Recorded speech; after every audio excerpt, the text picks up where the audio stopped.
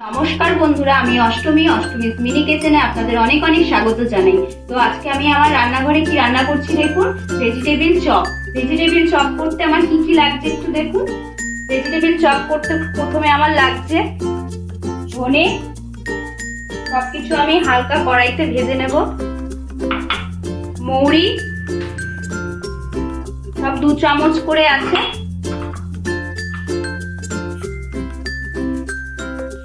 গোটা জিরে সব 2 চামচ করে আছে। আমি এগুলো সব ভেজে নেব।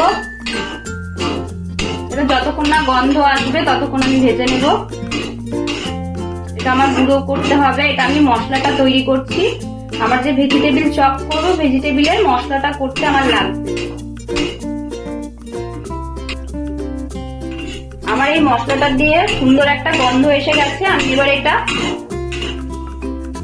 গুঁড়ো করে নেব। তেলটা আমার গরম হয়ে গেছে।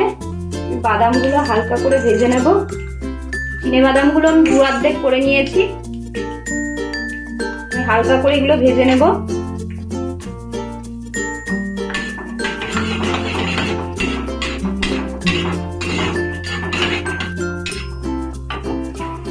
বাদামটি আমি ভেজে তুলে নিয়েছি। এবার ওই তেলের মধ্যে আমি 5 ফোড়ন সোমবার দিয়ে নেব। চপের জন্য আমার 5 ফোড়ন লাগবে। 5 ফোড়নটা সোমবার দিয়ে দিলাম। এবার লাগছে একটু আদা কুচি করা আছে, সোমবারে লাগছে। লঙ্কা কুচি,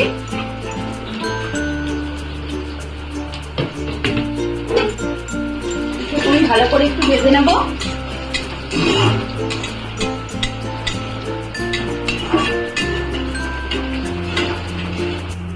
গাজর আর বিট আমি কুচি করে নিয়েছি। বিটটা দিয়ে দেবো, গাজরটা দিয়ে দেবো।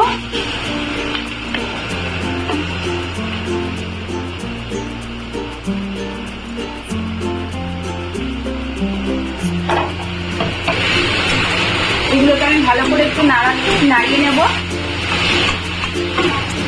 এটা হতে একটু সময় লাগবে।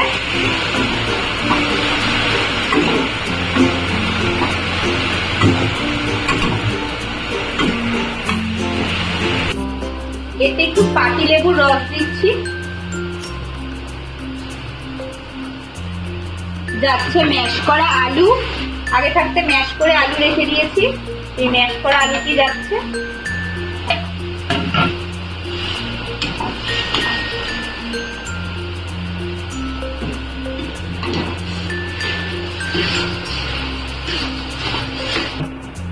বন্ধুরা দেখছেন অলরেডি এটা মাখা মাখা হয়ে গেছে। এবার আমি মশলাগুলো দিয়ে নেব। আগে যে আমি শুকনো কড়াইতে ভেজে রেখেছিলাম মশলাগুলো, সেই মশলাগুলো দেব। এই যে মশলাগুলো আমি গুঁড়ো করে নিয়েছি, অল্প কিছুটা দিয়ে নিলাম।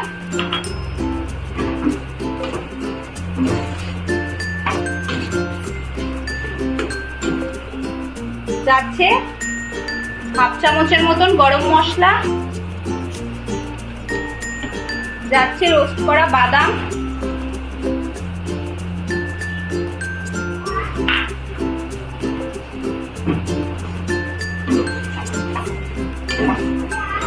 বন্ধুরা পুরটি আমার রেডি হয়ে এসেছে। আমি একটু ধনেপাতা কুচিয়ে দেবো আর একটু ঘি দিয়ে দেবো স্বাদের জন্য। ঘিটা অপশনাল, আপনারা চাইলে দিতেও পারেন। যেহেতু আমি নিরামিষ করছি তো একদম, তাই জন্য আমার একটু ঘি লাগবে।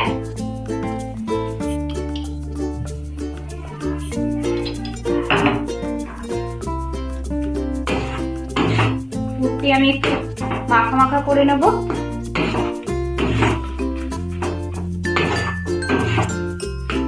দেখছেন বন্ধুরা, আমার পুরটি ঠিক এইরকম তৈরি হবে।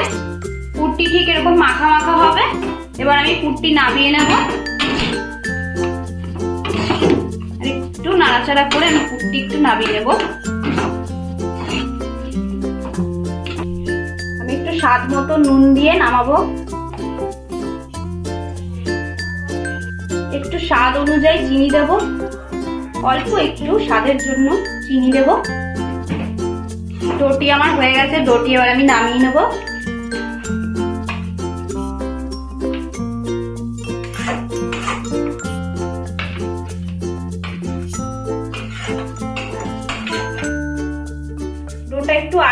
টাইপের হলে নামাবে, নাহলে চপগুলো ভেঙে যেতে পারে।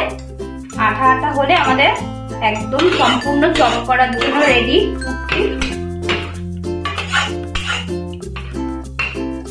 চপগুলো আমি ভেজিটেবিলের আকারে করে নিচ্ছি। ভেজিটেবিলের যেমন আকার হয়, আপনারা যদি মনে করেন অন্য আকারে করবেন না তাও করতে পারেন। আমি ভেজিটেবিলের আকারে ভেজিটেবিল করে নিচ্ছি। যদি মনে করেন গোল চ্যাপটা করবেন তাও করতে পারেন। দেখছেন বন্ধুরা, চপের পুরগুলো আমার রেডি হয়ে গেছে। এবার আমি এগুলোকে এক একটি করে কোট করে নেব। কোট করতে আমার প্রথমে লাগবে ময়দা,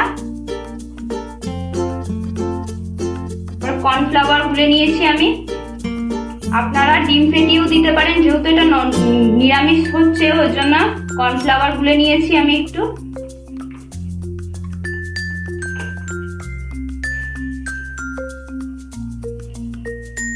কর্নফ্লাওয়ারে চোবাবো, এটাকে শুকনো হাত দিয়ে কোট করে নেব।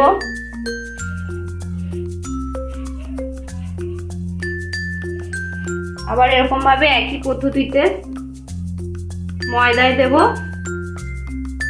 কর্নফ্লাওয়ারে চোবাবো, বিস্কুটের গুঁড়োয় দিয়ে নেব।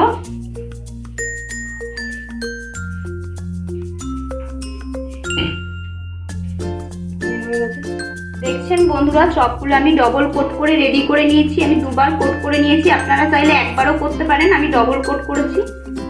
করে আমার তেলটা প্রায় গরম হয়ে এসেছে। তেল গরম হলে তারপরে দেবেন। এগুলো যেহেতু পুরটা রেডি করাই আছে, আমার বেশিক্ষণ লাগবে না এগুলো করতে।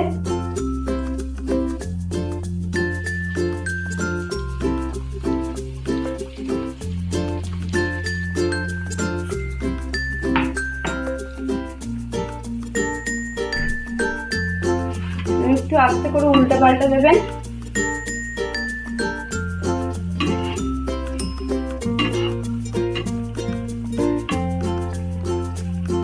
দেখছেন বন্ধুরা, সবগুলি আমার লাল লাল হয়ে গেছে। একটু লাল লাল করে ভাজবেন। এবার আমি এক এক করে তুলে নেব।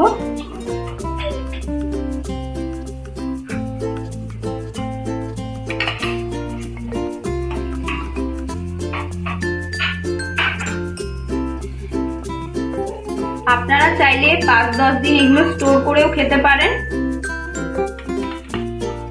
এবার বাদ বাকি সব চপগুলো একইভাবে এমনিভাবে সবগুলো আমি চপ ভেজে নেব।